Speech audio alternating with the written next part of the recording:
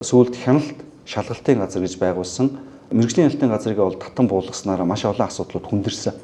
Комисс хүлээж авах, энэ байгууллагуудыг шалгах, эрүүл аюулгүй орчин дээр хяналт тавих пунктцүүд бол байхгүй болсон. 2 жилийн өмнө бол газрын дэлбэрэл, зарим аваар ослууд хянжих хэвээр галын аюулгүй байдалжсэн тэр шүү дээ. Мэргэжлийн байгууллагуудад байж тодорхой хэмжээний юм том нийгмийн дэд үтцүүдээр стандартыг бариулж иж өөрөө бусад хүний эрх аюулгүй байдал хангагддаг.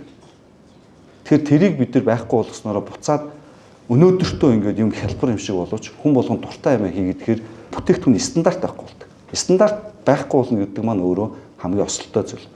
Тэгэхээр одоо та бүхэн мэдж байгаа хөдөө бид нар одоо Финланд, Швейцар гэж жишээ авч болдог тийм социализм, капитализм хосолсон хамгийн сайн жишээ.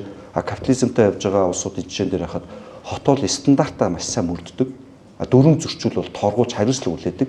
Тэгэхээр эрх үүрэг гэдэг хоёр бол үргэлж цугтаа явдаг асуудлууд байгаа. Тэгээ Улаанбаатар хотынхоо иргэдийн аюулгүй байдал, эрүүл орчинд амьдрах эрхийг хангахын тулд Улаанбаатар хотын стандартыг хөгжүүлэх, цааш нь тэр стандартыг мөрдүүлэх.